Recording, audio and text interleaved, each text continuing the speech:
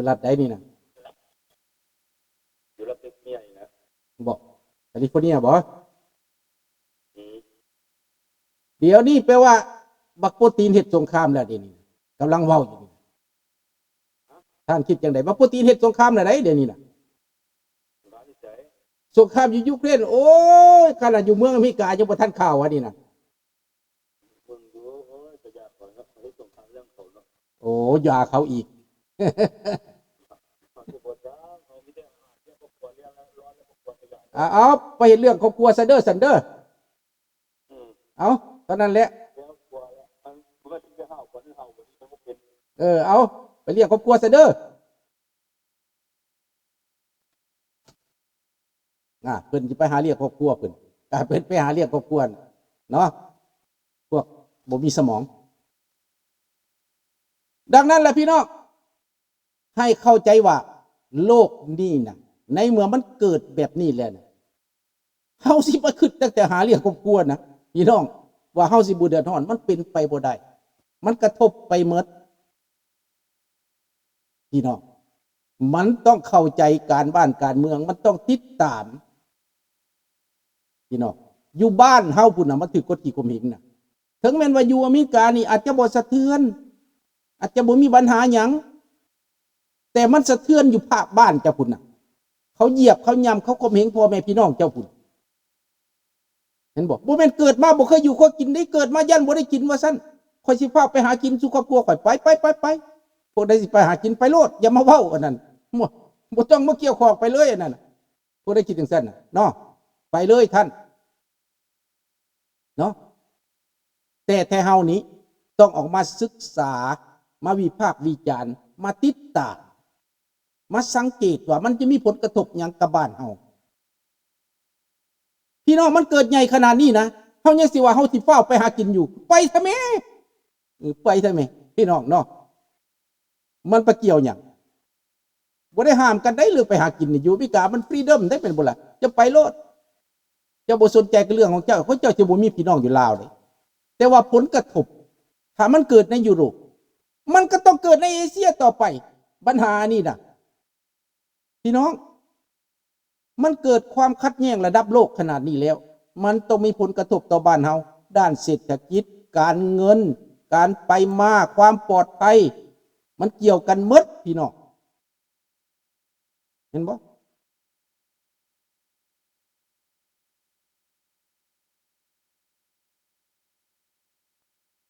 อ้าว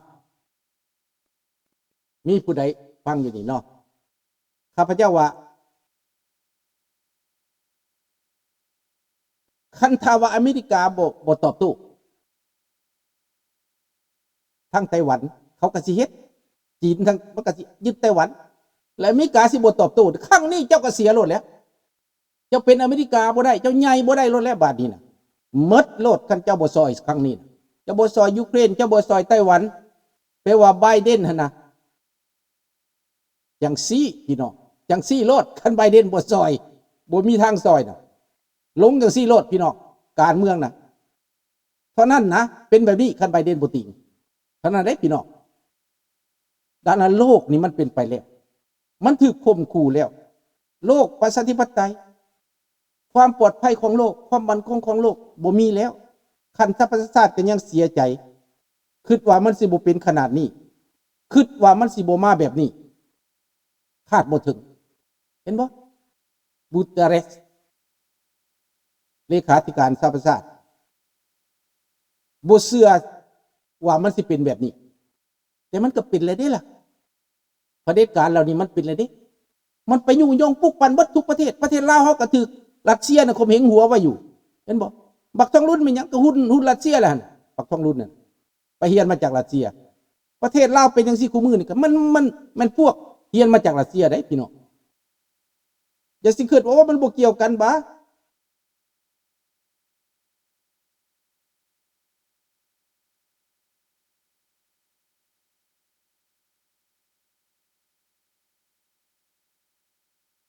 เนี่ยพี่น้องดังนั้นทั้งหมดนี่นะพี่น้องคิดว่ามันสิเซาง่ายๆบ่ มันบ่ได้เศร้าง่ายๆเด้ขั้นระดับนี้แหละระดับไปทำลายสนามบินของยูเครนทุกหม่องและบ่อนสำคัญทุกบ่อนถล่มไปเบิดก็แสดงว่ากว้างออกไปทมิตเขาคิดว่าไบเดนจะคิดว่ามันจะต้องยึดตั้งแต่โดเนตส์ลูฮานสันคิดว่าเท่านั้นมันคิดว่าเท่านั้นได้ไบเดนคิดแต่ว่าผิดขาดพี่น้องข้าพเจ้าว่าแล้วว่าบักปูตินนี่นะมันเป็นคนแบบนี้นะมันไว้ใจมันบ่ได้พี่น้อง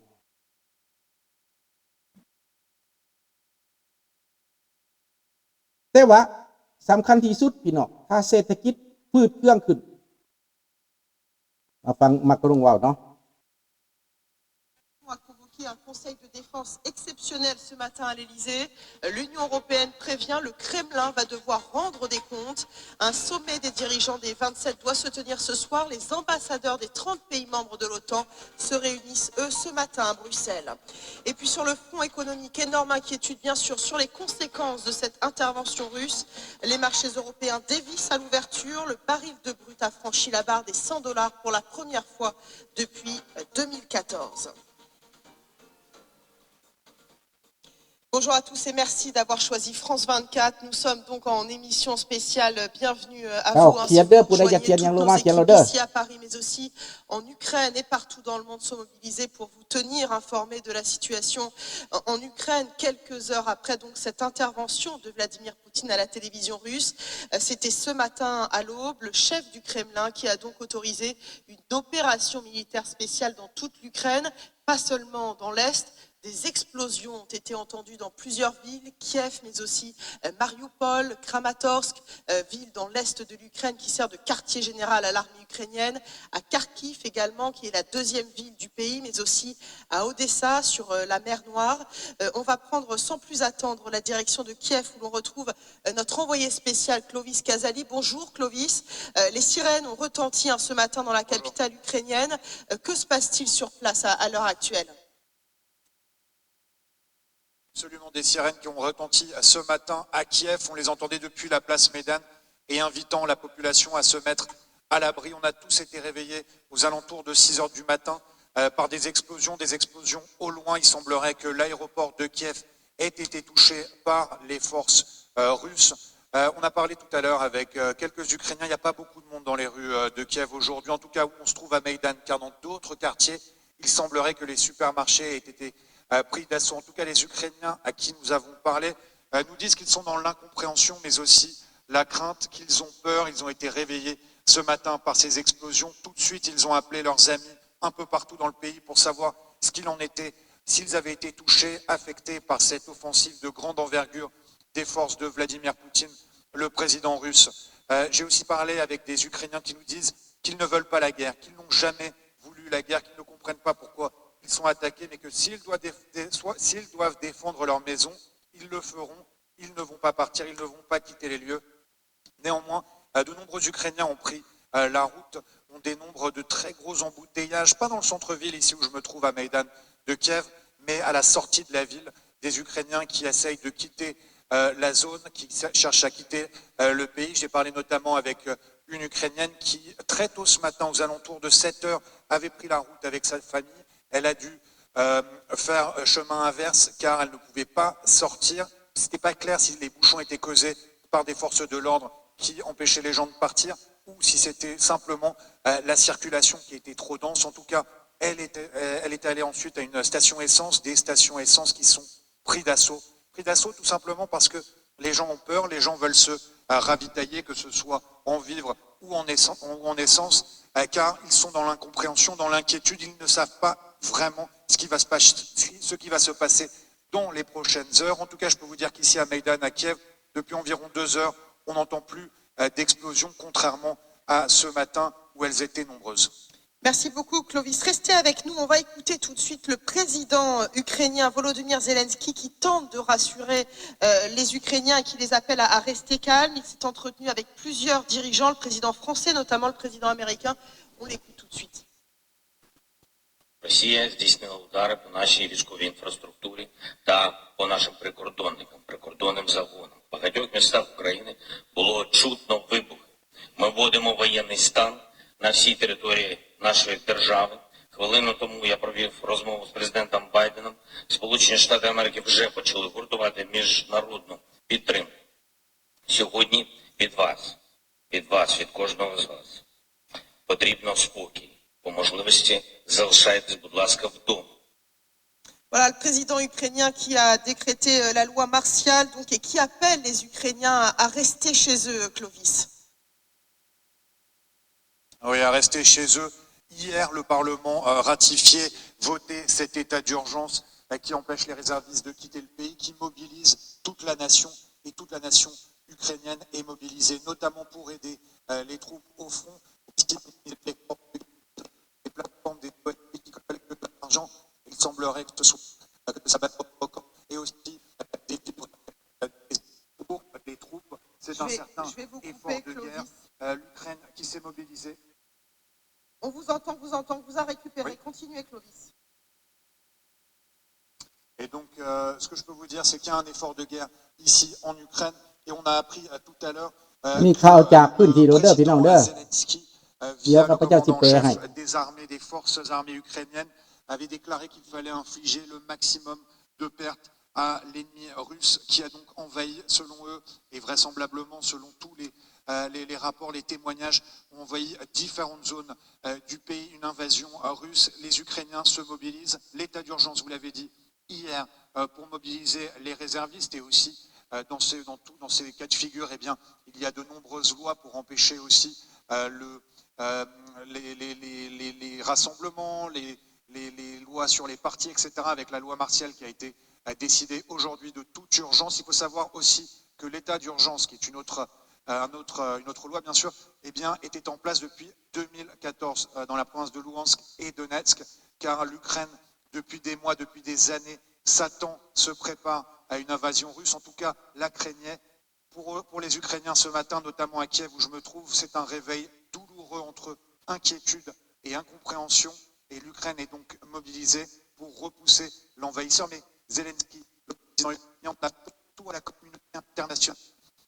Une coalition. Clovis, je me permets de vous couper, on ne vous entend plus du tout. Excusez-moi, Clovis, on vous retrouvera bien sûr tout au long de la journée en direct de Kiev pour continuer à nous rendre compte de la situation sur place. Voilà le président ukrainien Zelensky qui affirme qu'ils sont en train de bâtir une coalition anti-Poutine avec les Occidentaux. Le président qui affirme que le monde doit contraindre la Russie à la paix. Gauthier Rybinski, je me tourne vers vous. Quel soutien concret peut obtenir le président Zelensky de la part des Occidentaux? Si on s'en tient à ce que les Occidentaux ont dit depuis le début, et notamment Joe Biden, le président américain, ce soutien n'ira pas plus loin que des sanctions. Alors il faut voir si les sanctions sont suffisamment fortes, et peut être complété à la fois par une aide humanitaire et une aide militaire, en ce sens qu'il y aurait des livraisons encore plus importantes d'armes au pouvoir ukrainien. Mais pas d'hommes sur place directement. Pas d'hommes sur place, puisque pour que ce soit le cas, il faudrait que l'OTAN soit partie prenante, et que l'Ukraine ne fait pas partie de l'OTAN, donc que l'OTAN n'est pas, selon l'article 5, tenue de venir en aide au pays, ou alors une intervention américaine, mais à ce moment-là, ça serait véritablement une guerre mondiale qui serait déclenchée. Donc, sur le plan de ce à quoi le président Zelensky peut s'attendre, c'est finalement une forme d'envoi d'équipes humanitaires sur le territoire ukrainien qui pourrait constituer une espèce d'abcès de fixation. C'est-à-dire que si cette aide humanitaire n'était pas protégée et qu'elle fasse l'objet d'une agression russe, à ce moment-là, il y aurait peut-être des réponses plus solides. Dernier point, en ce qui concerne l'Union européenne, il n'est pas exclu d'envisager une reconnaissance, ou plutôt une accélération du processus d'adhésion à l'Union européenne de l'Ukraine. Symboliquement, ça pourrait être important, mais le problème dans ce genre de choses, c'est que d'un côté, vous avez la durée que prendrait ce processus d'adhésion, ou plutôt d'accélération de l'adhésion, et de l'autre côté, la rapidité avec laquelle l'armée russe progresse. Et donc, si on est dans une situation où l'armée russe se tient devant Kiev, ou même annexe Kiev, ou gagne Kiev, et bien dans ce cas-là, toutes les mesures prises par